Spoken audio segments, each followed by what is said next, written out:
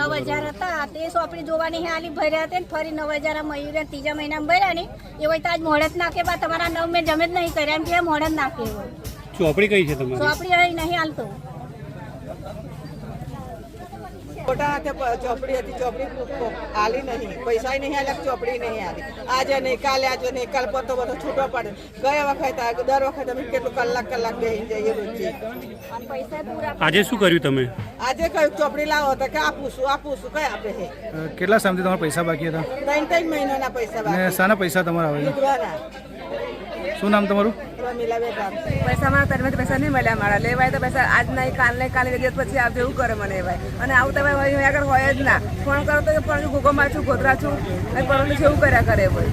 પૈસા હતા મારા પૈસા ઉપર લીધા પૈસા એને મારા મેસેજ 4 તારીખનો મેસેજ મારા મારા પૈસા ઉપડી ગયા પૈસા મારા 200 રૂપિયા મારા પૈસા મારા જાય કઈ મારા પૈસા અને દર મહિને 500 ભરું છું હું આગળ દર મહિને 500 ભરું છું એક પણ એમ ભર મારું ખાતું એ ચોપડી નહીં મળતી મારી પૈસા મારા મેસેજ આવી ગયા મારા પૈસા એટલા પડી જાય મારા એમ પૈસા મારા જોઈએ મારા પૈસા મારે કઈ લેવા જવાના પૈસા મારે એટલે તમારા પૈસા પોસ્ટમાં તો ઉપર લીધા છે? ઉપર લીધા છે મેસેજ મારા મારે 4 તારીખનો મેસેજ છે મારો એમ તમને ખબર પડી પૈસા મારા કઈ ગયા એમ. શું નામ છે તમારું?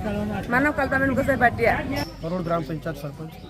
આજરોડ ફરોડ ગામની અંદર પોસ્ટ ઓફિસ આવેલી છે જેમાં 4 ગામ સમાયેલા છે: લાલપુરી, વાડીનાથ, જાગાના મુવાડ અને ફરોડ.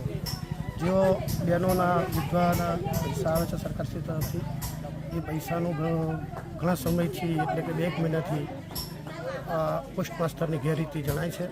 જે જણાવવાના કારણોસર એમને ઘણીવાર અમે સમજાવ્યા છે, ફોનમાં પણ સમજાવ્યા છે અને ડેપ્યુટી સાહેબને સરપંચ બંને આવી પોતે પોસ્ટ ઓફિસમાં વાત કરેલી છે. છતાં પણ બહેનોને પોતે ન્યાય આપેલો નથી.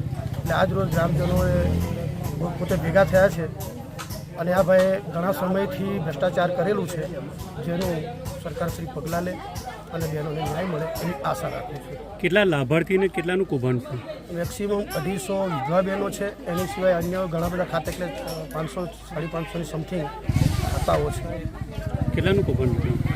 અત્યારે તો એ ભાઈ 30-40 હજાર બોલે છે પણ અમને એવું નથી લાગતું કે 30-40 હજાર રૂપિયા હોય. મેક્સિમમ ઉપર હોવું જ જોઈએ જે આપણે કઢાવવાનું છે. શું નામ તમારું? વિઠ્ઠલભાઈ પ્રભાતભાઈ હરિજન,